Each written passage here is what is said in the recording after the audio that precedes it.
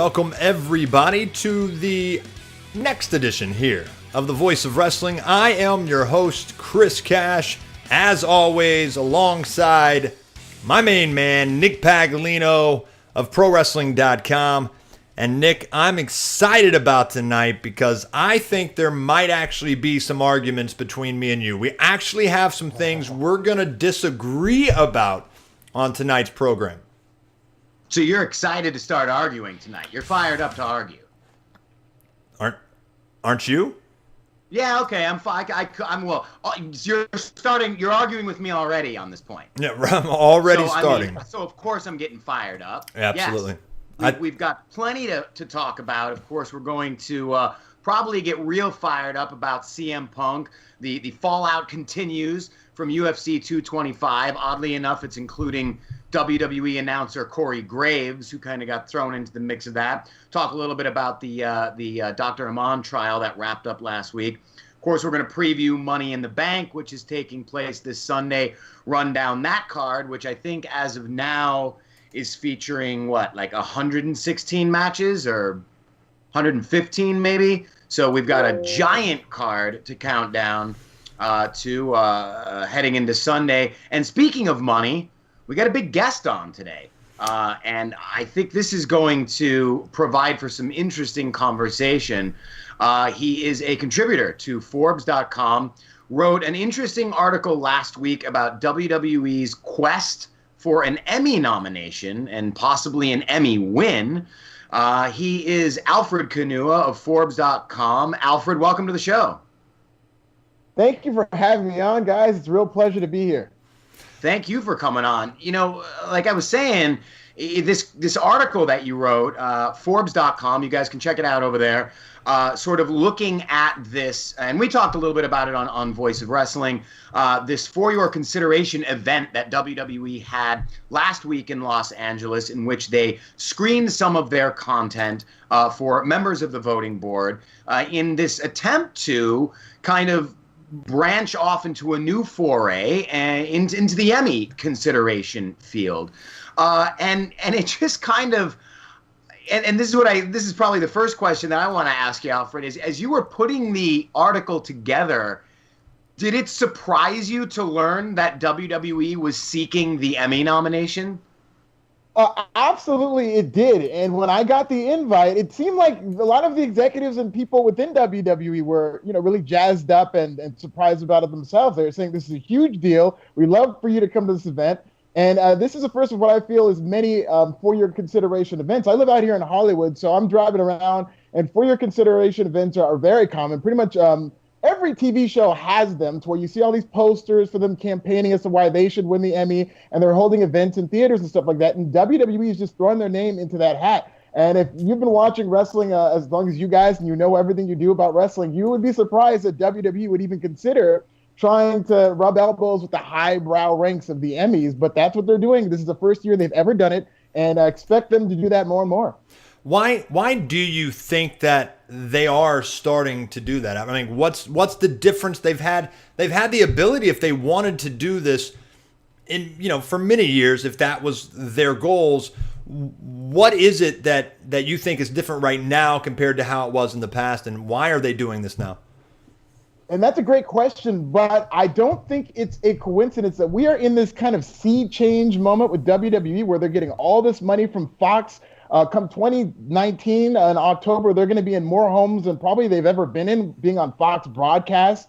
They've got Ronda Rousey under contract. I think this is just more of WWE trying to put their best foot forward in terms of now they're going to be on this big broadcast network. Why not go after an Emmy nomination so they can get more prestige? It's no different from when they went to TVPG, which was also a pretty big game changer for them because they got more notoriety with advertisers, and they were able to get more money from them and whatnot. So if they were able to kind of take that next step forward in producing Emmy quality content, that's just going to put them in a more marketable position, especially when they're partnering with Fox on this big network television station. Well, that's an interesting statement that you just make right there when you say Emmy quality content. And that was sort of the next question that I was going to ask anyway, and you kind of prefaced it by saying Emmy quality. When you look at it, and I guess that was probably why I was surprised when I saw for your consideration. The first thing I thought of was, well, how the hell are they going to submit Raw or SmackDown or a pay-per-view or something? What category are you nominating WWE content in? And then I saw exactly what they were showing. And it was the WWE 24 stuff, that more documentary style filmmaking approach that they take, which I do think is very high quality. It's funny because this kind of coincidentally happened like a week before I read your article. I was talking to Mike Killam, who works with me on the site, and he said, "Man, did you see that Luke Harper thing that they did?" And then I watched it, and it was brilliant. I mean, it was really, really well done. And even those short, cinematic looks at matches that they do that are maybe only a couple minutes long, those are really well produced. So I could see the company entertaining the idea of having the Emmys nominate that. Do you think it's a possibility? I mean, will that kind of content, could it get nominated? And then if it does get nominated, could it win? Well, listen, to never say never. I don't think it's a possibility this year. I think this is just WWE dipping their toe in the water, and now you're just going to see them, because they've got all the money in the world now. I think they're going to throw more money at Emmy Award-nominated writers, and they're going to make those overlying changes to their product over the next few years, to where they will put themselves in a position to where every year they're in the FYC event consideration. And the more and more they keep pounding the pavement with that, yes, I do think it's going to become more and more of a consideration and a possibility for them to not only get nominated, but win. Now, when we talk about the content, it's like you said, I think their best chance is with this documentary program. The 3 hours of Raw every week with, where it's just kind of the shotgun programming where they don't have a lot of time to write the script and they're constantly changing things. That Raw and SmackDown model, it's already kind of scoffed at within the mainstream, so it's hard enough there. And then even if you watch it like as a hardcore fan or whatnot, you see all the holes in the programming. So it's going to be hard for a pro wrestling show to win the Emmy. I think something like the Empowered documentary, I mean, when I saw that Paul Heyman documentary, I remember thinking, the first thought I had was, if this was produced by anybody other than WWE, this would, win some type of a documentary film award, stuff like that. The CM Punk documentary, WWE does very good work when it comes to production. It's up there with some of the best in the world. And if they're able to continue to, put their focus on that in terms of Emmy consideration, I would not be surprised if within the next 10 years they win an Emmy for some of that programming. Well, this has been good posturing, I think, for WWE going into this Fox deal and everything. But keep in mind, too, the WWE Network has really changed the landscape, at least in my opinion, because they're producing so much more content along the lines of some of these documentaries that you're speaking of and everything like that. So I think that's 100% you're spot on the reasons why they're doing this. But WWE is also riding that train right now of trying to get this mainstream coverage that they haven't been used to getting. I think the Fox deal is blowing things up. Obviously, they were the first really to break out with an over-the-top network. ESPN, largely in part to Jonathan Coachman and him working behind the scenes while he was at ESPN, is now putting them on the main stage of ESPN in more credible light, which you haven't seen for many, many years. So it's kind of brought that back to light. Ronda Rousey, Brock Lesnar, the crossover of UFC, that's making a huge difference. Is there any other factors, Alfred, that you see in terms of maybe kind of why WWE is making the push for all this mainstream, and then also why maybe mainstream in terms of whether Hollywood or ESPN, some of the credible sources out there, are starting to now jump in line to give the credibility to the WWE that they obviously haven't in years past? Well, you hit all the nails on the head in terms of Ronda Rousey, which is, I think, stands out as the biggest game changer. WWE's relationship with ESPN was huge, and the fact that they had Coach there to help them cultivate that was a big deal. But now that Ronda Rousey's there, Ronda Rousey is a mainstream athlete who is going to continuously garner that type of mainstream coverage, where you're going to see clips of her on Entertainment Tonight on ESPN. And if you saw that Hall of Fame video that UFC put together, you saw how big she was in making UFC as a whole a mainstream product. That's one of the things about Ronda Rousey. A lot of people say, oh, she brought women's MMA and she put it on the map, which is true. But her overlying legacy is that she took mixed martial arts, which was seen as this barbaric sport, and she put that on the map. And I think she can have a similar effect when it comes to WWE. And why WWE wants to move forward with this, and I think it's a legacy thing. Vince McMahon, he'll never say it in public, but he sees the finish line. He's in his 70s. There is a transition plan in effect for Triple H and Stephanie McMahon to take over. And his last thing that he wants to be known for is he wants to make WWE like Disney. And if they start winning Emmys and they start being taken more seriously in the mainstream eye, then Vince McMahon will, die a happy man, which I don't think he's going to do either way. But that's going to be one of those legacy things that Vince McMahon sees as world domination. But I agree. But this is what I wonder. To kind of take a devil's advocate approach. Okay, they're foraying into, like you said, sort of Disney territory and winning Emmys and they're holding these events. To what extent do you think, because look, maybe the three of us are going to agree that Raw and SmackDown are never going to win an Emmy. I've always sort of related pro wrestling, maybe WWE. It's like you can relate it to porn. It's like when you watch porn, you're not watching it for the acting, for the writing. You're watching it for the action, right? When you're watching pro wrestling, it's the same thing. You're not really watching it for, you might enjoy the backstage segments or the in-ring promos, but you're watching it for the in-ring wrestling. And so if the in-ring wrestling product is never going to get nominated for an Emmy, because I don't know what you would nominate it for. Is Seth Rollins going to get nominated for outstanding lead actor in a series? I don't know how that would necessarily work. So if those shows aren't going to be nominated, do you think their foray into Emmy territory could distract them from their main product and potentially alienate some of the audience if their focus is not on that in-ring product from week to week and it's now maybe more focused toward creating content that's going to win Emmy Awards?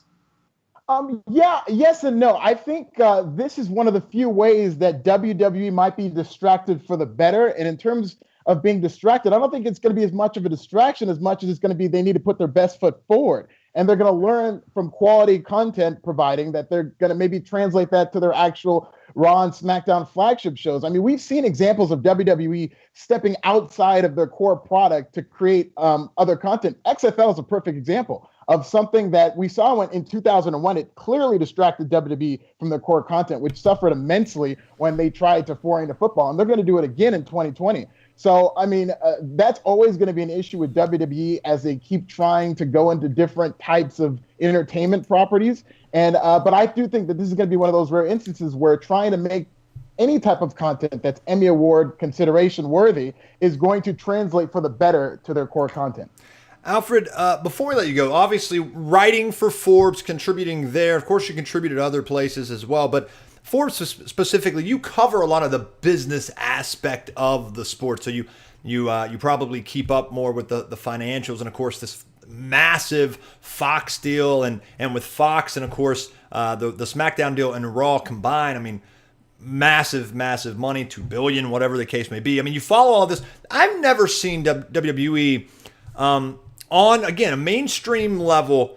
I don't remember seeing these types of deals. And I feel like it's interesting because it's at a time where, was it just last week, Nick, that the ratings were the lowest of all time, or as far as recorded during they were a couple weeks ago when they were pulling in some 25 plus years. And so it's almost contradicting, to a point where it's like they're landing this unbelievable deal with Fox and maintaining their deal, of course, with the USA Network and everything, the guys behind there. So for me, it's contradictive in a sense, though, that the ratings have never been worse. So we talked a lot about this. What is the contributing, what do you attribute that to as far as why can the ratings be as low as they are, yet they still, someone like Fox wants to pay this amount of money? And then the second question and kind of follow up to that would be, do you think that there is a bottom number that's too low? If it's not where it's at now with Raw and SmackDown, with the ratings where they are, is there a way? Is WWE just too big to fail? Yes, in some ways, but the key to all of this as to why they're getting all this money is 1,000% leverage. You hit the nail on the head when you said that they're not getting this money simply because of ratings, although they kind of are, because low ratings for WWE are really actually tremendous ratings for 90% of any other content. Where WWE bottoms out at 2.5 million. I mean, there are a lot of shows on television. Brooklyn Nine-Nine would beg for that type of luck because they'd still probably be on Fox if they bottomed out at those types of numbers. Yeah. But the thing with WWE is we're in this landscape where content creators have all the leverage, especially when it comes to networks like Fox, who are competing with the Netflixes of the world. And for them to get live programming that they see as destination programming on their station is to them a huge coup, because in their minds, we have to tune in at the moment, and it's going to distract people from cord cutting. So the fact that UFC, which also has very low ratings, just got like 150 million to air on ESPN, there's an arms race to acquire live event programming, and WWE is in that beneficiary position. Also, they got all this money from USA, because if USA doesn't have Raw, even with those low ratings, USA is not relevant. They fall out of the top 10. They used to be number one for about 9 years in a row, and that's only because of Raw, but they had a lot of other hit shows with them. Now, all those hit shows have dried up. They still have Raw, which puts them in the top 5. So if WWE says, okay, we're taking both programs to Fox, USA is pretty much dead in the water, and they're going the way of Spike TV in terms of being another irrelevant cable network. So WWE in this situation, all the stars align. They have all the leverage, so they got all this money, which does not reflect the ratings that they have. You're absolutely right about that. But it does reflect the landscape that we're in the time we're in, and how valuable live event programming is. Do you think WWE changes their programming when this comes to, sometime next year? Do you expect WWE to try and boost? It seems like right now they are very comfortable with a status quo approach. They are not trying anything. They're not throwing a lot of spaghetti strings across, against the wall to see what sticks when it comes to boosting ratings, some shock and awe, some surprises, major storylines from what we're used to as wrestling fans for some period now.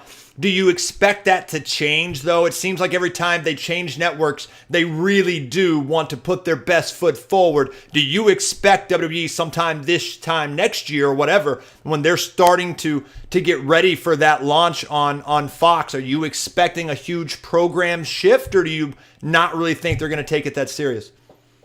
No, absolutely. They have to take it seriously. I think Fox every week, it's going to be like a pay-per-view. It's going to be their biggest show, whether they know it or not. They're going to have Ronda Rousey on there. They're going to have Brock Lesnar on there. It's going to be one of those things that when their ratings do dip, you're going to see the McMahons on TV the next week because Fox can cancel WWE. A lot of people don't realize that they're saying, it doesn't matter. They're getting all this money. They can do whatever they want. That is anything but the case. So if WWE starts slipping ratings-wise, and they're in this plum spot on Friday nights in prime time, and the ratings start going down, and Fox knows that they can put something else on, they'll get rid of them, or they'll send them to FS1, and that might be the beginning of the end for WWE and Fox's relationship. But they've been canceled before. SmackDown has been canceled from a network station before, and it can happen again if they don't put their best foot forward. So I think come 2019, I can't wait to see WWE SmackDown on Fox, because it's going to be a whole new program. We're probably going to see Roman Reigns on that show every week. We're going to see all their big stars because they have to keep up a certain level of rating in order for this thing to work out. Well, Alfred, before we let you go, between now and 2019, we got Money in the Bank on Sunday. Of course, Chris and I are going to be talking a little bit about more about the pay-per-view later on in the show today. Who do you got on Sunday? Who's picking up the men's contract? Who's picking up the women's contract? I always love Money in the Bank because it always gives you this feeling that anybody could win. Yeah. I think it's skewing toward Natalya winning the women's Money in the Bank contract. I hope she does, because that creates for the best story in terms of her and her relationship with Ronda Rousey. And I think it'd be a great moment because she's really been selling this knee. So if she limps up a ladder to take a contract, it's going to lead to a big pop and make her heroic. But then, good luck turning her heel after that. And in terms of the men, I think The Miz has been trending upward in terms of somebody who could win the Money in the Bank. Although I would love to see a surprise. I would love to see the New Day win it. And I want them to just kind of get creative and maybe do a free bird with the Money in the Bank rule. I like how they're hiding who's going to be competing in this Money in the Bank. I think the New Day does actually have momentum toward this Money in the Bank. So don't be surprised if you see one of them win it.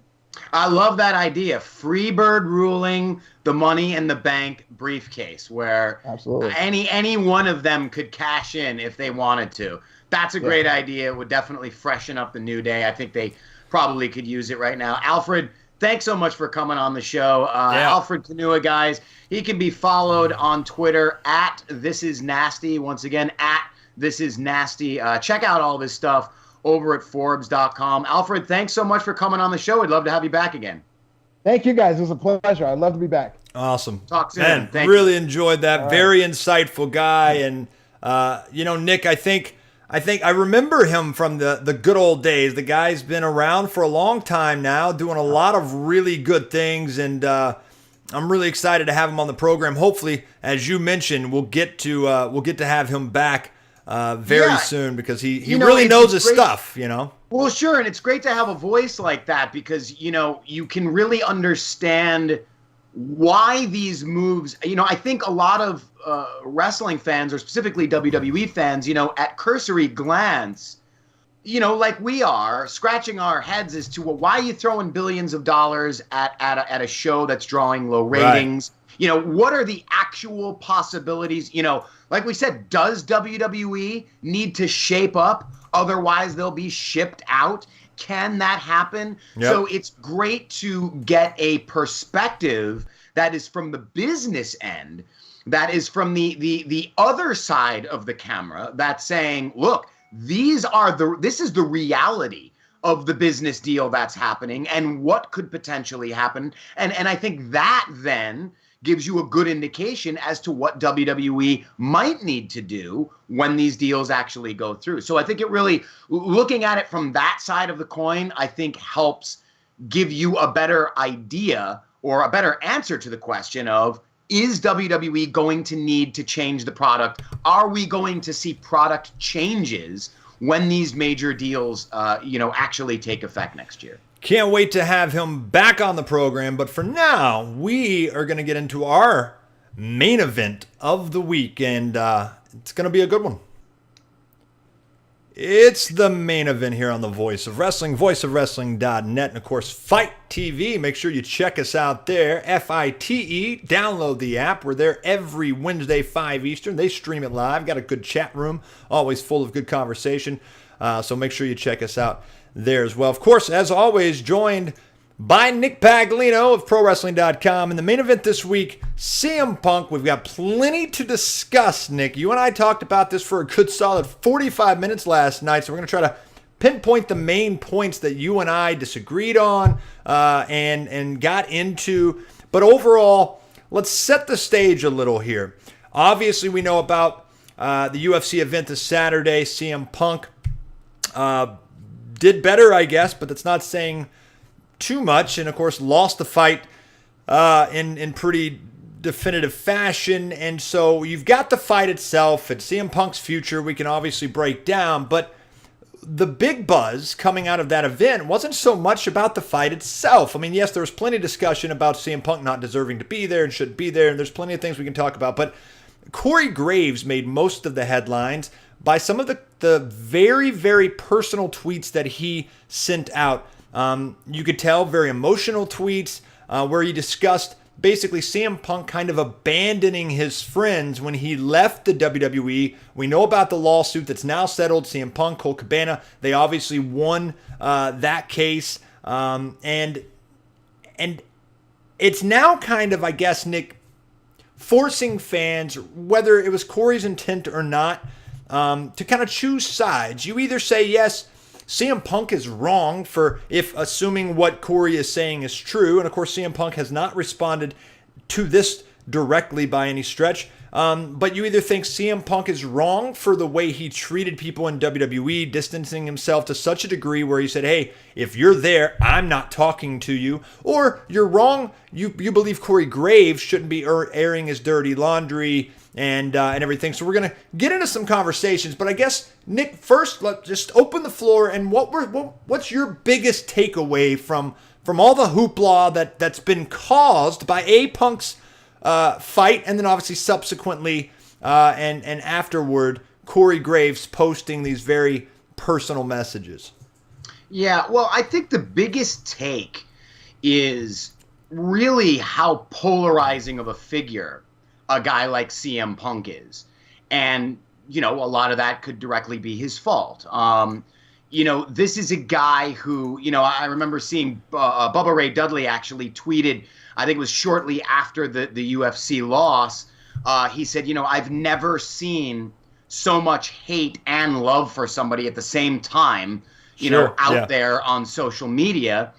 And that was one of the biggest takes for me, that, here's a guy that in losing his second UFC fight, not only was he able to elicit this kind of response from, the fans who, of course, are going to be there, the WWE fans, the UFC fans, the people who don't think he should be on the card, they think he should be on the card. Not only are you getting a response from them, but you're also now starting to elicit very personal responses and very personal comments from people like Corey Graves on social media. And so I think that was my biggest take, is how big of a response Punk was getting all week to everything that was happening, from the UFC fight to the Corey Graves situation to the Chris Amon trial after he won.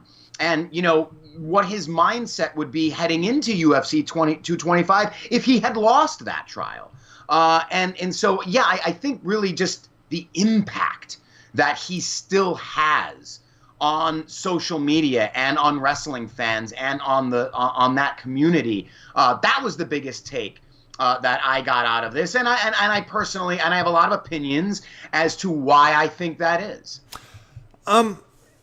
So I think I understand what you're saying. I agree. I think it's kind of interesting how long he's been gone, that he is such a polarizing figure. I kind of get it from a standpoint of this day and age with social media, and obviously they kind of dictate the conversation, so it makes a lot of sense. And we're in the wrestling circle, and then the crossover with UFC, it brings those fans into it. So obviously there's that aspect. If this wasn't a pro wrestler kind of following in Brock's footsteps to come over and fight in the UFC, I'm not sure that necessarily CM Punk would be. I mean, I don't know how involved fans would be with his career these days if he wasn't still in spotlight somewhere else. So, like, if he really did walk away and wasn't continued to be put in this spotlight, obviously over the past 4 years past at least couple of years with his two high-profile fights, I'm not sure that necessarily we would be talking about this. Let's say he didn't fight those two fights in the UFC, and then Corey Graves just kind of randomly during the course of this the court process and everything like that. Would we be talking about this in the same way if it wasn't on the heels of a fight? So I think the timing of Corey's thing was almost kind of in spite of CM Punk. It's like, sure, kick the dog while he's down. Well, clearly, it was kick a guy when he was down. 100%, because he could have said this at any other time. He was waiting for Punk to lose that fight. Yeah, exactly. So I feel like that's the one thing. But as far as picking sides, it's like, Nick, I feel like it's hard to pick sides here, because CM Punk is a guy that I'm not, and I'm not talking necessarily about what Corey, we do not know the truth about that. Did CM Punk say what Corey is accusing him of?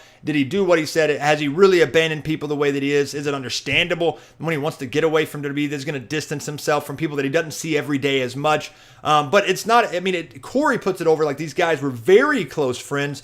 Obviously, want to stamp if he did hold his newborn son before Corey even did, it's clear these guys were very close. So I understand the personal stuff. To me, that's their business. But on an aspect of, should Corey have said it? Is he allowed to say it on social media? I stand by absolutely he is.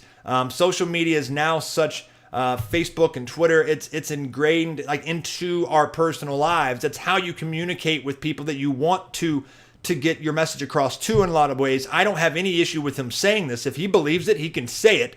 But I don't want to get into the details of the substance of what he's trying to accuse CM Punk of, because that's not our business. That being said, both of these guys, but my point though is both of these guys make it difficult to choose sides in a sense, because I think CM Punk and they kind of are cut from the same cloth as it relates to how they treat fans. So keep in mind, Corey is putting this out there and putting this over to his fans. I mean, to people supporting him and following. Yes, he's got family, and yes, he's got colleagues and stuff that follow him on Twitter.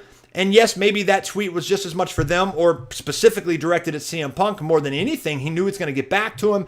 But at the end of the day, fans are going to chime in, and I think we have every right to chime in. I just don't think that there's enough evidence or enough information out there for us to try to decipher whether he's right or not when it comes to the substance that he put out there. It's just a matter of, it's hard to cheer for either one of these guys. It's hard to feel bad for CM Punk as a result of these remarks or anything, and it's hard to really take Corey Graves' side because as it relates to how they treat their fans, they're very similar in their approach, which in my mind, Nick, I kind of think is just, for lack of a better word, asshole-ish. I mean, they really can be very negative to their fans. The fans that have given them these opportunities, and you talk about CM Punk, it reminds me of Brock Lesnar going and being able to walk on and try out for NFL teams specifically because of his career with the WWE. He turned his back on wrestling, wouldn't sign autographs of fans. CM Punk has been known to not always be the most pleasant person to fans that walk up and stuff like that. Corey Graves is one that obviously likes to knock fans personally and publicly on social media. So it's like two assholes going at it, and I don't really feel bad for either one of them, I guess, is kind of my takeaway, my overall takeaway from it. I think my umbrella approach to these conversations will be, I'm not really a big fan of either one. You know, however, Nick, I think that one of the things that you and I wanted to discuss as well, kind of getting that out there, because that's just really where I'm going to be coming from, a very negative, cynical approach to this conversation. Sure. CM Punk, in my mind, you know, the way like he goats and baits fans into the way he is, yet tries to claim, like, I just want to move on. He did an interview. One of the biggest things that I had an issue with a lot of this stuff the whole weekend and just how CM Punk is, he had an interview with Ariel Helwani, which is one of the biggest MMA reporters that's out there. He gets a ton of great interviews. He's a really solid, straight-laced, just a very good dude, does his job well, sits down with CM Punk and talks to him about the idea of him coming back to pro wrestling. And then, of course, Nick, he talks about, CM Punk kind of gives the never say never. He's like, hey, I'm focused on my fight this Saturday. I don't even really look past Saturday.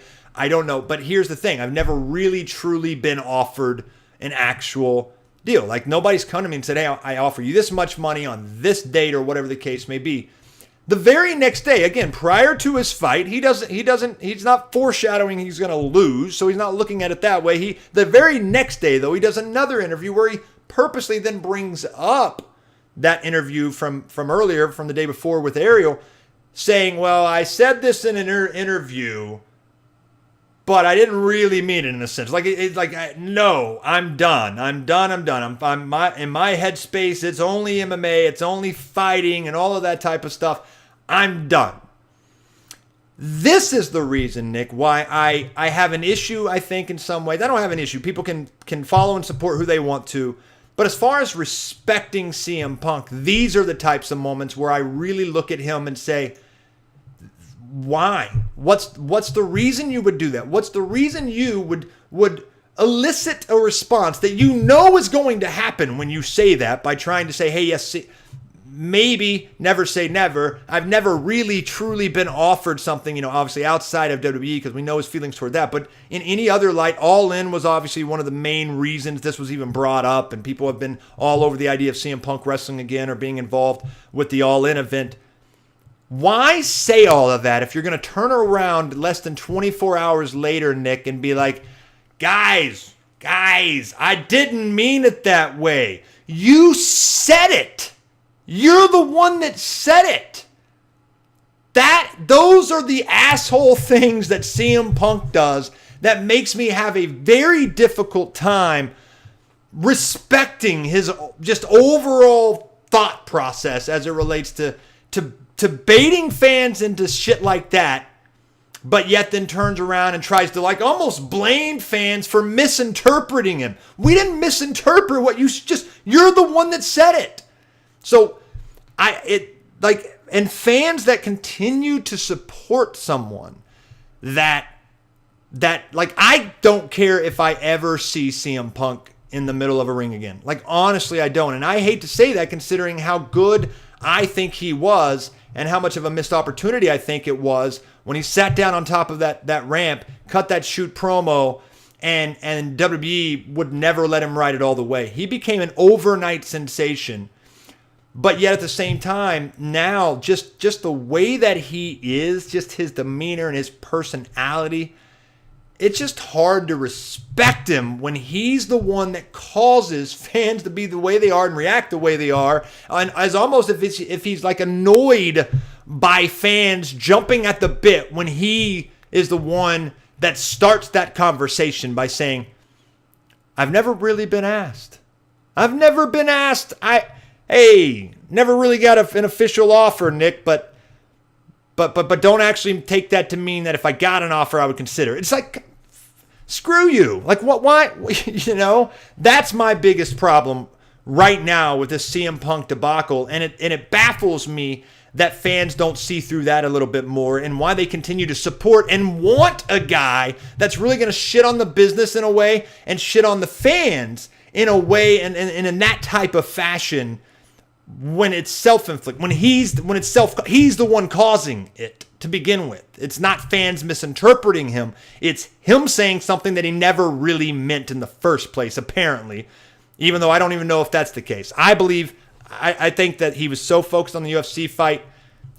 I don't know that how can you believe a guy that says and starts that type of mess for no reason, Nick? I mean, that's my biggest thing coming out of this. The interview truly bothered me. It really did. And it reminds me of why CM Punk is kind of an asshole. Like, seriously. Okay. Can we drink shots every time I call CM Punk an asshole during this segment?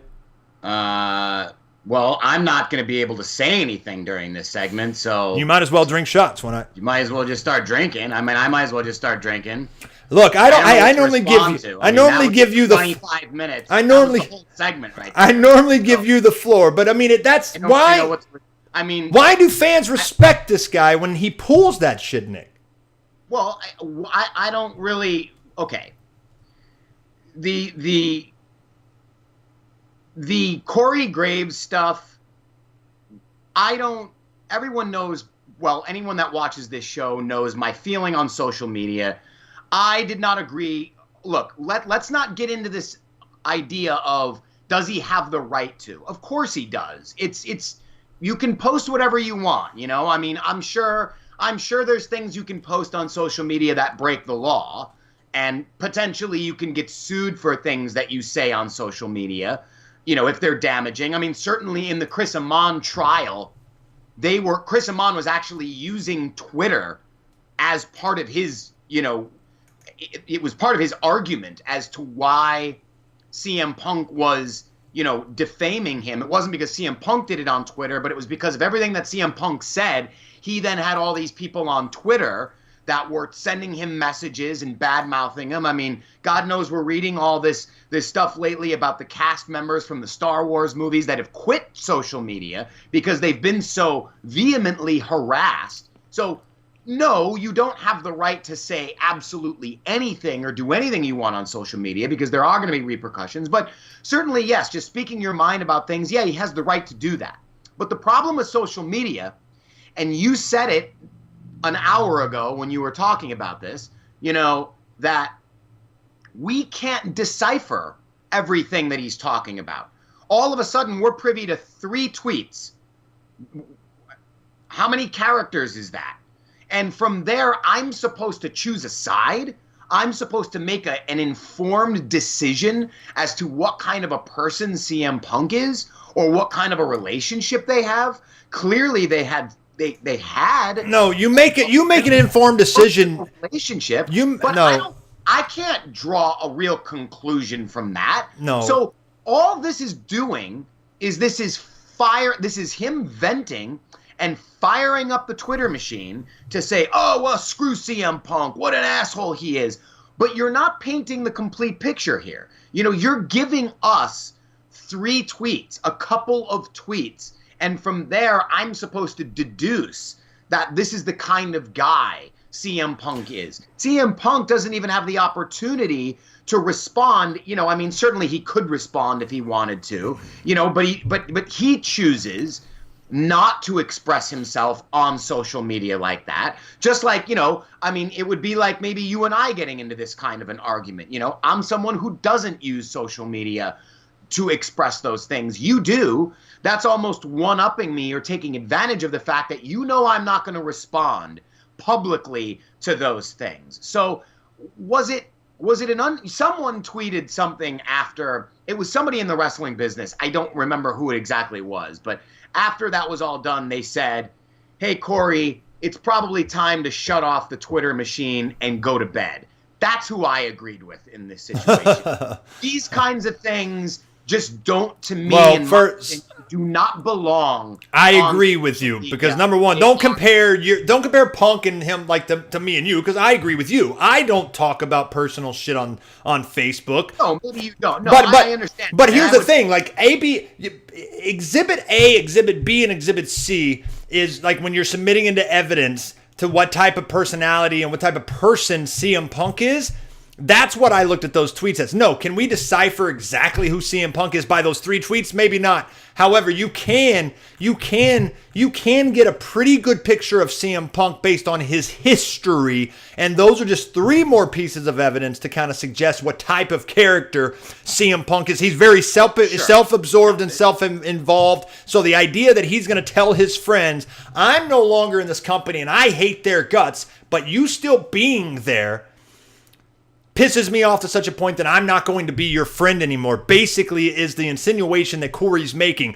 It's really not that hard to deduce given all of the facts. And to say CM Punk is also above, and we're not necessarily above, but that he doesn't do things on social media, maybe not so much on social media, but he also got into the lawsuit to begin with based on going and speaking his mind on Colt Cabana's podcast. So let's not say that CM Punk's not above, that he's above in some form or fashion, airing dirty laundry either. No, that's true. But I do believe, and he has said this himself, that one of the catalysts for making those comments on that, on that podcast was WWE consistently bashing him. They were bashing him on television. And I understand that some of the reason why WWE was doing that was because they had to counteract the fans who at live events were chanting CM Punk, CM Punk. They were literally sort of hijacking arenas and shows with the CM Punk chants. But Punk's side of the story is, look, I was getting tired of being literally buried by this company every time they had a show. And I needed to speak out, and I needed to air my side of the story and say, hey, you know what? You want to sit here and shoot on me? Well, I'm going to shoot on you. It was sort of it was his breaking point, But what I want to point to is, I think, one of the more, I mean, he did so much media during UFC 225, and he did a lot of media immediately after the Amon trial. And one of the interviews that stood out the most to me, he was doing UFC 225 media, and I want to read this quote that he had to say. This was after he had emphatically stated the day before that he was finished with pro wrestling. It's when he said, quote, I'm done with pro wrestling. So this was a follow-up. And imagine, he had said that emphatically. You couldn't get any more clear that he was done with pro wrestling after he said that. So, of course, this journalist has to ask Punk again, would you ever return to WWE? And this is probably something that fuels some of Punk's anger, which is that, why is this journalist asking Punk when he's already answered that question? He's answering because he wants to get the answer from Punk so that he can go on to his website now and say, I asked CM Punk if he would return to WWE, and CM Punk answered me. It was my question, and he answered my question. I think it's just as much the media personality trying to put himself over as the guy that's getting the answer to the big scoop the big question from CM Punk. And I think a guy like Punk gets sick and tired of being asked the same damn question over and over. Yeah. If I were Punk, I would have said, I answered this question yesterday. So just see yesterday as my answer. But this guy takes it upon himself to ask him the question again. And this is CM Punk's answer. Quote, and this is in response to, would you return to WWE and pro wrestling? His answer is, quote, no, that's it. I feel like I'm an honest guy. I open up a lot to the media, and I'm brutally honest. I think a lot of people give you shorter answers, but I tend to talk. And now when I talk, I speak so honestly that people find these little things that they can kind of latch onto. Or they get super furious that I said that I can't watch but 8 seconds of wrestling. Why are you mad about that? Can you watch a bad movie? Am I going to get furious at you because you can't sit through a bad television show? People just need to shut the fuck up. End quote.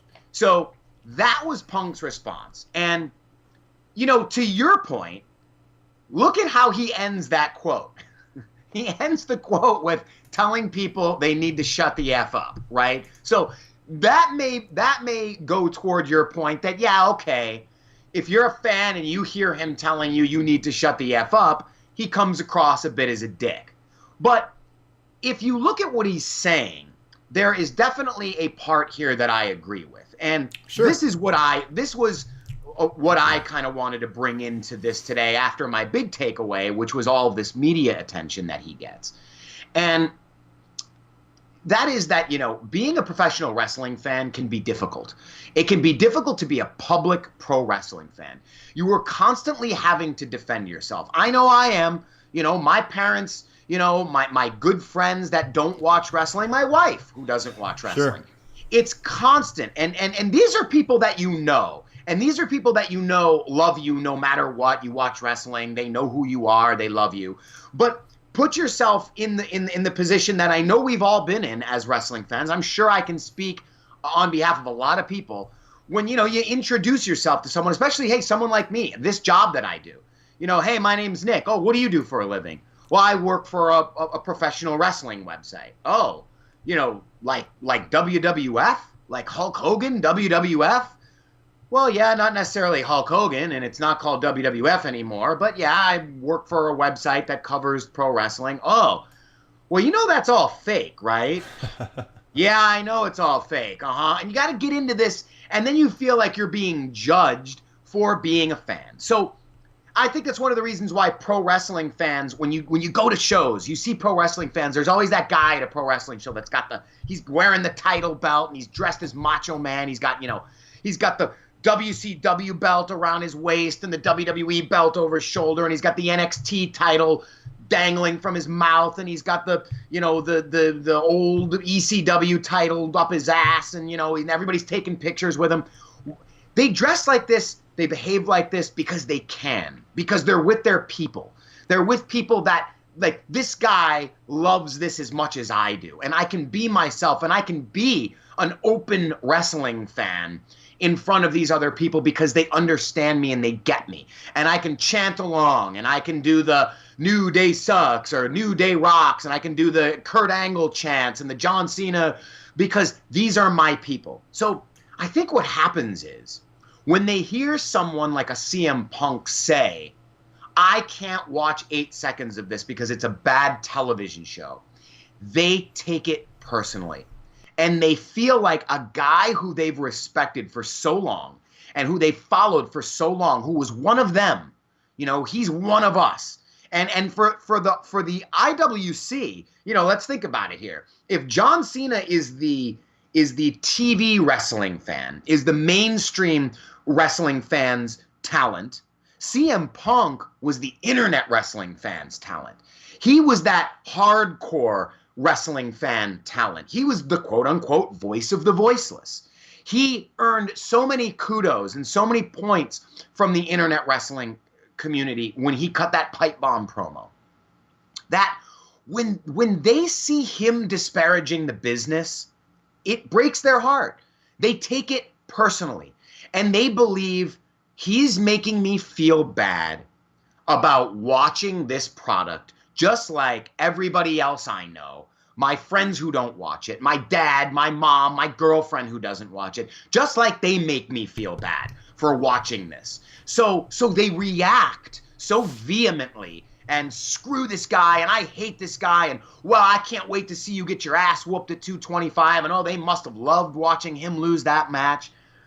But in reality, and Chris, you can disagree with me here if you think, but I would need examples of this. In reality, he's not taking shots at the fan base. And that's what I think he's trying to say when he says, quote, why are you mad about that? Am I going to get furious at you because you can't sit through a bad television show? That's what he's asking. He's not coming after the fans. He's not saying you're some lowbrow scumbag because you like to watch wrestling. He's simply saying, I personally don't like it. I personally can't watch it. And for everything that the guy's been through, for the problems that he had with the company, with specifically WWE, he's accusing them. He is of the belief that this is a company that bankrolled a lawsuit against him. This is a company that sent him his official termination papers on his wedding day. This is a doctor that works for the company that delayed this trial to the week of his UFC 225 fight in order to try to mess with him. I can totally understand him being bitter about the business right now. And that doesn't have anything to do with you or me or the fans. That's not a shot at us. I agree with that. And I'm not going to say that I think he is necessarily blaming or putting down fans in this when he makes statements like that. I agree with you. I think people should get over.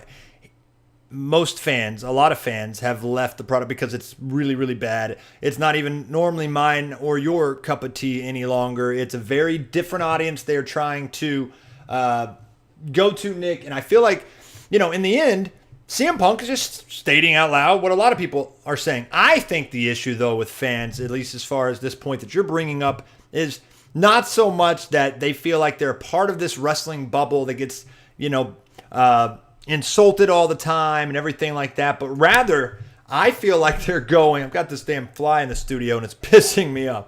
I feel like they're more where CM Punk's demeanor, Nick, I think is so much so that he might not like the wrestling product, but it goes deeper than that. I feel like he almost feels like he's above it. Ever since he's gotten into UFC, ever since he started doing the real fighting, that's the biggest crime now, because he used to be a fake pro wrestler, but now he thinks that he's a real fighter, which he's clearly not one, and he thinks that he's above it all. That's the perception, at least, whether he actually feels like that or not. You're saying that's the air that he gives off. I mean, even if he actually has never said that, quote unquote. Yes, and I think that's where the problem lies, and why so many people, if they're going to really blast him in a lot of different ways, is because they believe that he's actually turned his back on the business to such a degree that, hey, just the idea of, hey, I'm never coming back, that's one thing. I understand, you're retired, you're trying to move on, whatever. But at the end of the day, it's like, don't insult the business that made you. Don't insult the fans that obviously made you, and by acting like you're above it all. And I feel like that's the problem, is like, and not to mention, like, he got paid $500,000+ to do this second fight, and he got his ass beat. If he didn't have this money and these opportunities that he was given by pro wrestling, I don't think he owes anything necessarily or anything. I mean, he owes a lot, but he doesn't have to show how much he owes them by doing as they want. He is his own person. He's allowed to live his life the way he wants. But the problem is when you are given those opportunities and then you shun the business that gave you, which again, in the fans' eyes, he shuns them as well as a result. That's the problem they have. And I feel like it's justifiable, because there's no doubt the perception in the air that he is giving off, Nick, is that of, I'm a fighter, a real fighter now, moved on to such a degree that I'm above pro wrestling. And again, I'm not in his head. I don't know that he necessarily feels that way, Nick, but I think it's more along the lines of That's probably what the fans have an issue with, or taking issue with, and feeling the way they feel, which I'm with you. I do feel they're definitely feeling strong feelings over it when it comes to CM Punk's and some of the comments he makes and stuff like that. But it's more because of the way he says it. And that's where I agree with you, and that's where I agree with the fans, which is that, look, the bottom line here, and this is the same parallel with the Corey Graves situation. Yeah. If Corey Graves wants to go on, and this is the problem, another problem I had with him there, he wants to go on Twitter and make these comments, but then he's going to have an attitude when people respond. Well, hey, guess what, pal? You're offering very, very personal, controversial information to the public. The public has the right, and not only the right, they will respond. So you better be ready for that, and you better not be shocked when people come back at you and criticize you for the decisions that you make in putting all of this in public. And I think the same thing applies, the same idea applies to a guy like CM Punk. CM Punk, whether or not he was burned by the wrestling business, whether or not he was burned by WWE specifically, owes that $500,000 UFC 225 payday to the professional wrestling business. Yep. The guy who won that fight, Mike Jackson, made something like $30,000. That was his pay. And Punk made $500,000. Now, I'm not going to get into whether or not he deserved it. Yes, Punk deserved it. If he can draw the money, if he's selling tickets and it was in his hometown and he got a massive pop when he came out, so there were clearly people that were paying to see him, then absolutely. From a money-making standpoint, from a drawing standpoint, he deserves that paycheck because he commanded the money, so that's fine.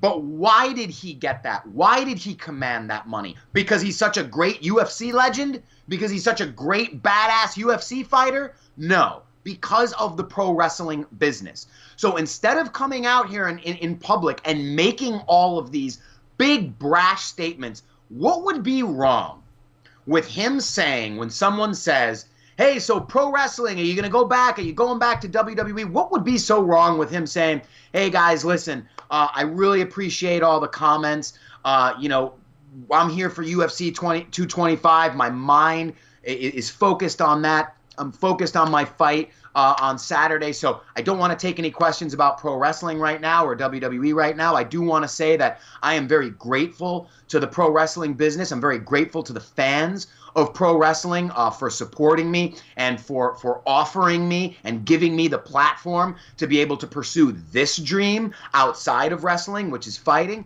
I'm very grateful for that, and that's all I have to say about pro wrestling right now. I want to focus on UFC, so let's talk UFC and let's talk my fight this Saturday. What would be wrong with him just saying that? Which is showing that respect to the fans, showing that respect to the business that is giving you that paycheck right now. Yep. And even if, you're upset about it, even if you have those feelings, what is wrong with just brushing them aside? Right. But, he says he's brutally honest. And I'll tell you what, to a certain extent, I can appreciate that. I can very much appreciate, that he is honest. But I think at the same time, when you are honest like that, and like he said, he doesn't offer the short answers. He offers the longer answers. Well, be prepared for more of the follow-up, because that's the other thing. If he doesn't want to be asked questions about WWE and pro wrestling, then you say right off the bat, I will not answer questions about pro wrestling and WWE. But because he does give these long answers, media outlets who are looking for that headline, they say, man, I'm going to ask CM Punk that I know he's already answered it 5 times, but I'm going to ask him because I may trap him into giving me a 5-minute response that I can claim as my big exclusive scoop, So that's I don't really think, Chris, you had talked earlier about taking sides. I really don't have sides there. I wanted to offer more of an explanation as to why I think the fans are upset, what they're upset about when it comes to CM Punk and the comments that he makes, and also why CM Punk is maybe upset and why he feels the way he feels and needs to say these things. No, and I agree. And I think in the end, I mean, it's going to be interesting to see if CM Punk actually ever does respond to these comments made by Corey Graves. Does he feel a need to, I guess, refute them or tell his side? But in the end, I think that it is a respect issue from a standpoint of CM Punk generally just comes off like he doesn't respect the fans or the business that did give him these opportunities. And so it's hard to root for that guy, at least in my personal opinion. I do, though, at the end of the day, give him a lot of credit for what he accomplished in the business. I give him also a lot of respect and a lot of credit for chasing a dream when it comes to MMA and the UFC. And so it's interesting as the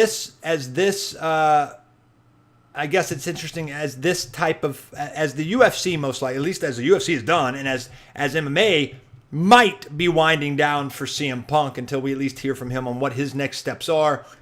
What's the opportunity that he ends up showing back up in WWE at some point down the road? Is he one of these guys that will never actually step foot in the ring if and when, let's say, he needs the opportunity to do it, and he needs the money? He mentioned in one of these interviews that it was very expensive, I'm sure, for him to defend himself in this lawsuit, and he's probably letting it go and not suing them in return to try to recoup some of that money.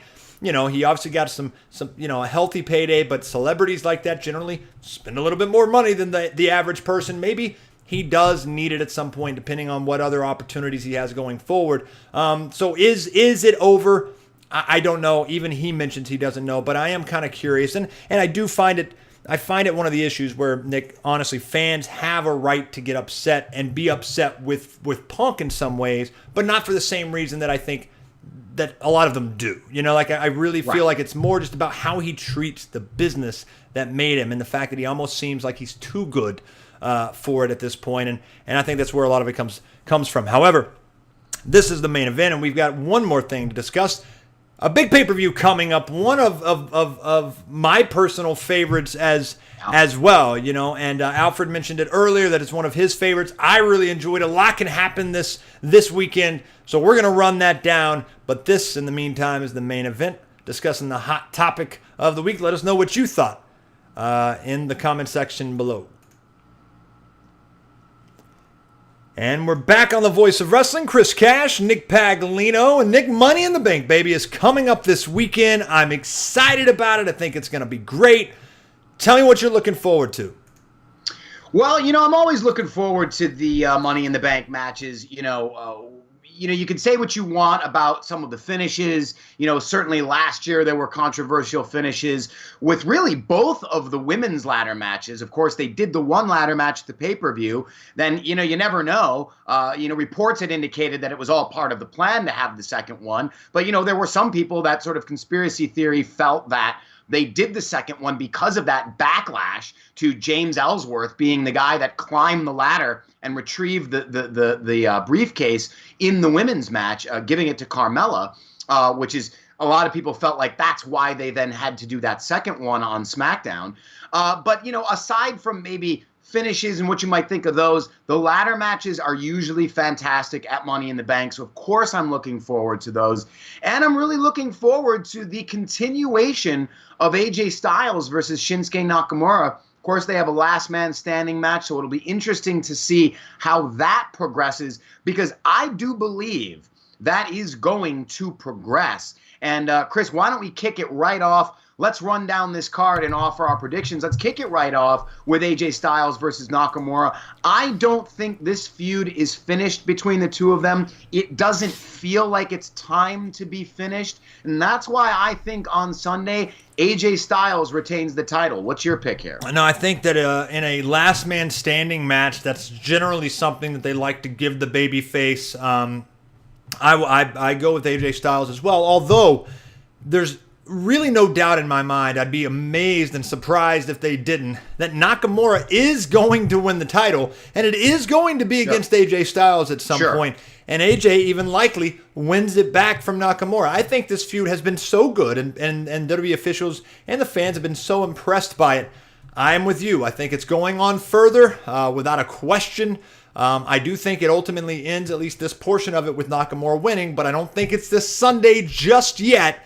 So I'm also going to stick with AJ Styles on this one. Although there is a little bit more of an indicator with Brock not on the card this week.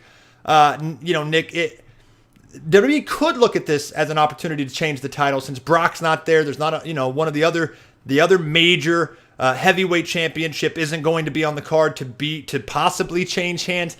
So maybe WWE looks at this as an opportunity to kind of make up for that, but I don't feel like they need that on this pay-per-view with obviously the Money in the Bank, matches that are going to kind of help people enjoy this pay-per-view and get them talking without a major title-changing hand. So again, I'm sticking with AJ Styles. Won't be surprised if they want to change it this time, but again, I think AJ Styles has to win this match. Yeah, I agree with you. Just in that, like you said, you've got the attraction of this pay-per-view are the ladder matches. Yeah, absolutely. I don't necessarily think a title change is really necessary. Yes, that match type usually does always favor the babyface. And I'm not necessarily going to agree with you that the feud has been good. I don't necessarily know that I've liked the story that's been built, but the matches have been great. And I think right now we're getting into the summer. I don't see WWE just all of a sudden going in a different direction. I see this one playing out all the way till SummerSlam. So I think we're both in agreement here with AJ Styles. Let's start further down the card and we'll work up a little bit. Let's start with an easy one, Roman Reigns versus Jinder Mahal, your boy. I do not see your boy prevailing here on Sunday against the big dog. I'm going with Roman Reigns. I think really right now this whole Jinder Mahal feud is just WWE's way of biding time for Roman Reigns and feeding someone to Roman Reigns until he can get that inevitable universal title shot against Brock Lesnar again at SummerSlam, where I finally think he wins the belt. I don't have a lot to add. I think this is the most predictable match on the card, and Roman has to win this match, or does. Well, anyway. before you say that's the most predictable match on the card, Bobby Lashley versus Sami Zayn. This has been a feud for the ages. Although we did talk about this before. Say what you want about Raw this week. Bobby Lashley was unbelievably impressive looking going through that course.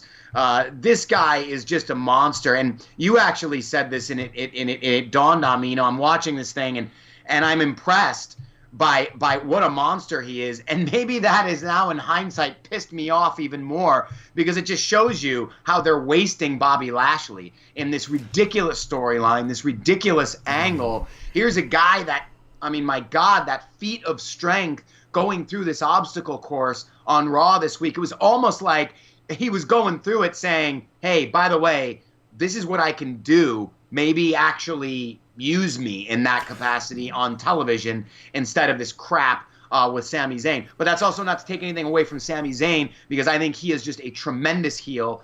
Him and Kevin Owens have got to be amongst the top heels in the company right now. Sami Zayn plays the role so well. This is just a guy that you just want to punch him in the face. He is every bit of that annoying heel that you want to see get beat up in the match, and I think that's exactly what's going to happen on Sunday. I've got Bobby Lashley in this match. I'm gonna disagree on this one only because I feel like if you look at how Bobby Lashley has been used and the fact that he's not been used well, I think they put a little more stock in Sami Zayn, and I probably would too. I think Bobby's biggest weakness has always been his mic skills and his character development, and therefore I don't think WWE is doing much to establish it. I don't think they really give him a lot of credit there. I think Sami Zayn, really, at least in the eyes of WWE, is a higher value performer, and therefore hopefully they get away from this quickly. But of course, if Sami wins, I assume we're going to another match, and so this feud will continue. Maybe they go in a little better direction. But I just feel like because of the fact that they've used Bobby Lashley so poorly since he's returned, they're not going to change that right away, and it doesn't seem like they've really been trying that very well in the recent weeks either. So I actually am going to go with Sami Zayn, and he finds a way to sneak one out here, right. Which for his wily, heelish character, I think would be fun stuff for him to use in some of the best promos that we get every week, or at least from someone like him. I think he's a great promo guy. I think Sami is so funny in this role, and I think he sneaks one out. Yeah, and the win would do them well if they are going to continue this feud. Bobby Lashley could always get the win at the next pay-per-view or however long they want to carry this on. But that is just really a great point, which is that this just goes to show you how the lens that WWE sees through as opposed to other wrestling companies. 100%. Whereas other wrestling companies like an Impact or a Ring of Honor or a New Japan sees Bobby Lashley as a sportsman and an athlete and a dominator and a physical specimen that can go in the ring. WWE looks at it through a different lens and says, well, he's not a character. He's not a sports entertainer. Yeah. He's not that mic guy. He can't cut that promo. So for WWE, his value is less because he's not that, to borrow a phrase that Alfred used earlier in the show, that Disney character, that maybe a Sami Zayn is. They put different stock into people than other companies do. So, you could be right here with Sami Zayn. Daniel Bryan versus Big Cass. This is an interesting one. Daniel Bryan has really gotten the better of Big Cass in all of their encounters. I really don't know if WWE intends to keep Big Cass a player in this company right now. And this is what's dangerous about this feud, I think.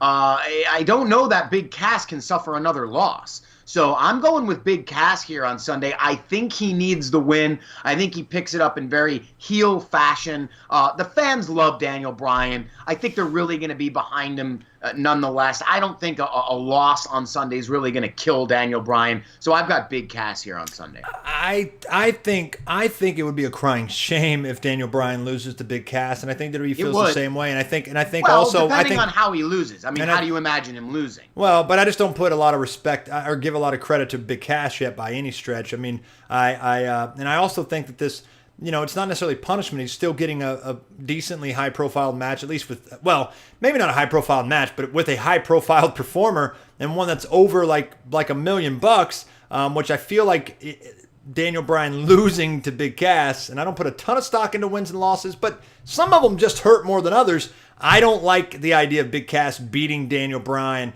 at all. He needs to prove himself as a bigger solo star before he's going to beat someone who's an uber star, even if WWE isn't necessarily treating him as such since his return to the ring. They seem to really be treading lightly with him before they put him into very high-profile matchups and storylines.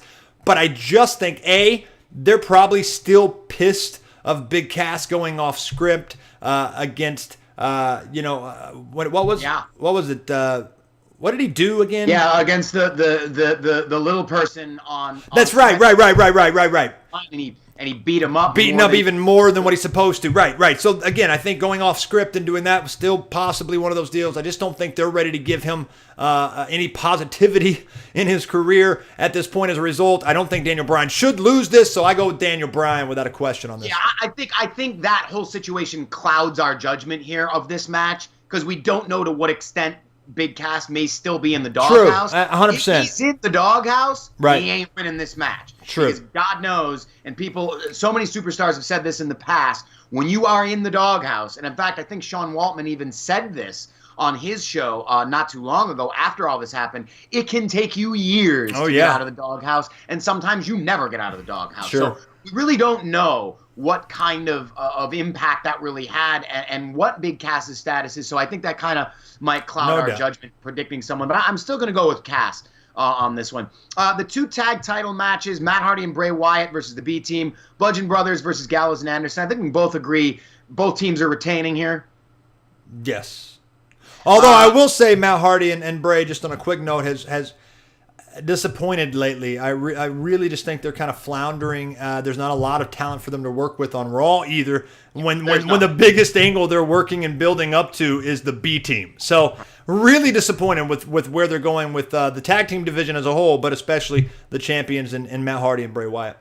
Without a doubt. Everything that's going on with the tag team division right now just furthers the opinion that I've always had that I think the tag division should be exclusive to one show. Yes, I agree with that. Teams over to SmackDown. Yeah. Move them all over to Raw. I agree. You have much more of a talent pool to work with there. Yeah. But really, I mean, you pull the trigger on the B team now. What happens to the Hardy, Deleter of Worlds pairing? I still think that's their top tag act. Hardy and Wyatt. So I'm going with both teams retaining there. Carmella versus Asuka. This is an interesting matchup here. I'm going to go with Carmella. I think they're riding Carmella's momentum that she has right now. She's got this thing where, she keeps bragging about beating Charlotte Flair 2 times. I think if she can somehow sneakily beat Asuka, then she can add that to her praise and she can call herself the greatest female wrestler of all time. She beat the woman that beat Charlotte Flair. She beat the woman who she's now not only beaten Charlotte Flair, but she's beaten the woman who had the streak that Charlotte Flair conquered. Kind of like the thing that they were doing with, Brock Lesnar, conquer. I'm the one that put the one in 21 and 1. Right. I think she could brag about that for a really long time. I don't feel like it's time for the Asuka win. I see this feud continuing on potentially into SummerSlam, where Asuka then picks up the title. I think they're going to ride the Carmella momentum right now. This one's kind of a toss-up because I agree with you, and I think they are kind of riding the Carmella train a little bit, but I also think that Asuka's taken a huge step back from her loss, which she didn't have to. I was all in favor of her losing to Charlotte Flair. At the same time, I didn't expect them to really take such a big step back with Asuka, and I wanted them to find ways to keep her strong. Therefore, I look at this kind of in the reverse fashion. I think this is not so much a way to get Carmella over by talking about, Asuka, beating Asuka is such a big win for her. I feel like this is more of a way to get Asuka a decent win after losing to Charlotte Flair and her streak ending and everything like that. I think it makes more sense maybe to let Asuka have this win if they still put her and hold her in such high regard like they did in the beginning. And I feel like she's the one that really needs to bounce back and get some momentum going back in her direction. So I'm going to go with Asuka on this because I hope WWE feels the same way that I do. And although Carmella is great and is really kind of SmackDown's equivalent of Alexa Bliss to me. She's a great heel. She's doing very well. But I think Asuka just needs it more. And I'm going to go with Asuka for those reasons. So far, I have predicted no title changes on Sunday. But this is where I believe we're going to see the big title change. I am predicting Ronda Rousey does defeat Nia Jax. But I don't think she wins the title.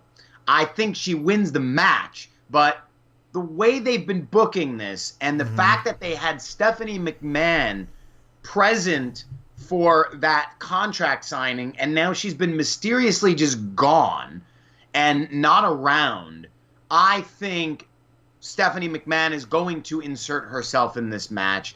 I think this is going to continue in the direction of Stephanie, Ronda Rousey. So I think Ronda Rousey picks up the win, and they could even do something where for a second they're teasing the title change, and you see the title change or something, but something happens, she doesn't win the match. Nia Jax, of course, is being positioned as the heel right now in this feud, so her winning via some kind of a DQ with the Stephanie involvement makes a lot of sense to me. So I'm going Ronda Rousey with the win, but I think it's going to be with Stephanie McMahon interference. I don't think Ronda Rousey wins the title.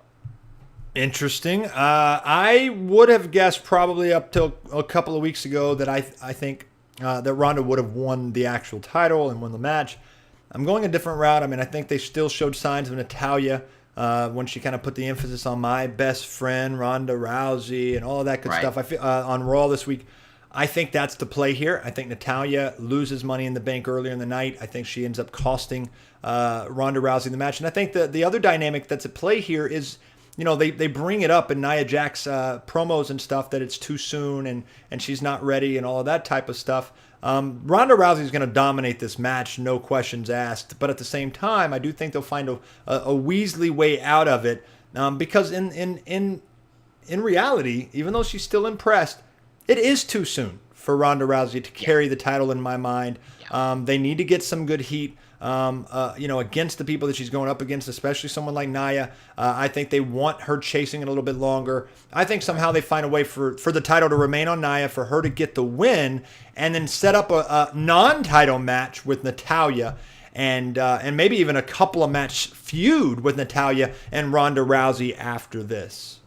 So we may disagree then with how it's going to go down, but I think maybe we both agree Ronda Rousey wins the match but doesn't win the title. I don't even know if she wins the match. I mean, I don't think they're going to give her a loss. I just don't see Ronda Rousey losing. She's not wrestling as much as Asuka was. I mean, the streak isn't going to mean as much for someone like Ronda as it did for Asuka. I don't know that it's that, but I don't even see it as a streak. I just see it as a loss. Well, again, losses have to happen sometime. Coming in. I just don't see a loss actually. Well, but again, when the loss isn't really a loss, that's the point. You know what I mean? If Natalya interferes, it's just that's the way they look at it. Yes, she picks up, but it's not hurting Ronda. So I'm not now. Look, I'm not saying the way you're claiming it might go down doesn't happen. Maybe she picks up a win, but doesn't get the title. But I don't see how that's really possible. So I'm going to say that she has to lose the match in order to not go this way. 2 weeks ago, I would have said otherwise. No, I mean, she can win. Rousey can win the match via DQ, where some screwball thing happens where she wins the match. Right. You know, maybe she gets back into the ring and there's right. some chair, kind of a who knows, or something. Right. Rousey's hand, this is how I see it. I see it where her hand is being raised and Michael Cole does the classic, but remember, she doesn't win the title. Oh, but the title can only change hands. Right. So Ronda Rousey more of a match, false finish, but Nia right? Jax prevails and hangs on to her title. Well, then that makes more sense for Natalya to come in and just attack Ronda Rousey. Ronda wins the match, but Nia holds on to the title. So it's still So that or a Stephanie McMahon, exactly. Right. That's why I'm saying we may disagree with how they're going to get there, but that I think that's where they're going. Well, maybe Steph and Natalya have something then together because obviously they're setting up Natalya Ronda, and I think they're about ready to start that. And then I think they'll probably get back to Alexa Bliss and Nia Jax after this, but that's just me probably hoping Alexa gets back into the picture. But either way, I definitely think Nia Jax retains the title anyway, and I think that obviously Natalya and Ronda Rousey are the next step for Ronda. A good feud that's been building here, Seth Rollins versus Elias. I've liked what they've done on Raw heading into this match, but I just don't see Seth Rollins losing the title right now. I think he is just still such a hot commodity with that IC title that I don't necessarily see them giving it to Elias yet. So I am predicting Seth Rollins retains on Sunday. This is another disagreement. I think Elias has to win here, and he's been on fire lately. He's been, of course, so has Seth. Yeah. But I think Elias has been so good, and he's one of those that's almost borderline a bit player, a role player, somebody that nobody's ever going to take serious. If they don't start taking him serious, he's got to get some high-profile wins here soon because he is so good, but they're keeping him in a serious light right now. But at some point, you're just going to be like, you never he's win. He's going to fall the way of Bray Wyatt. Yeah, exactly. And I don't think they're ready for that with Elias. They are really high on Elias. I'm really high on Elias. I think this win could not come at a better time. I'm actually predicting he takes the title. And God, Elias with the Intercontinental Championship, just the guitar that he brought out this week on Raw, that was hilarious. Everything, my friend John Mayer, it was brilliant. Elias with the title gives him the credibility, but also allows him to continue being that, kind of comedy relief and everything that he's so good at.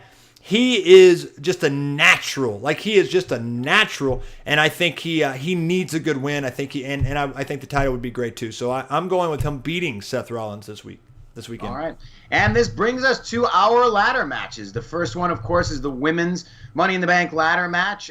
This is a tough one here. I think a lot of people are sort of predicting this would go the way of Natalya. I don't know that I agree. One of the difficulties here in predicting both of these matches, is you have to think that one contract is going to Raw and one is going to SmackDown, right? Mm-hmm. Or are they going to put both of them there? And the one thing to remember is that I do believe that both contracts could end up on one brand, because I think between now and whenever the cash-in happens, that person could switch brands. Mm-hmm. So I think we have to remember that even if they both go to SmackDown, one of those people, if it's a man, if it's a female, could end up moving over to Raw, and then they take the contract with them. Right. I'm not going to put too much stock into one winner has to be Raw, one winner has to be SmackDown. So it is for that reason that, I do think everyone's feeling Natalya right now. That's why I don't think it's going to be Natalya. My pick, with this crop of women right now in this match, I would love to see Ember Moon. I think Ember Moon's on a real hot streak right now. I'd love to see her pick this up. I don't think they're going to give it to her. I think Alexa Bliss wins this one. Interesting. I didn't think you would say. I actually was just running down scenarios and the ideas that you're saying. One briefcase goes to one show, one goes. I agree with you. I think that makes a lot of sense. And I think based on my figure of who I'm going to pick in the men's, I'm going to go with Alexa Bliss as well. I think Natalya doesn't need to win it for her to start the feud with Ronda. And I think she's going to interfere later on in the night, obviously, as I mentioned before. So I think that makes a lot of sense.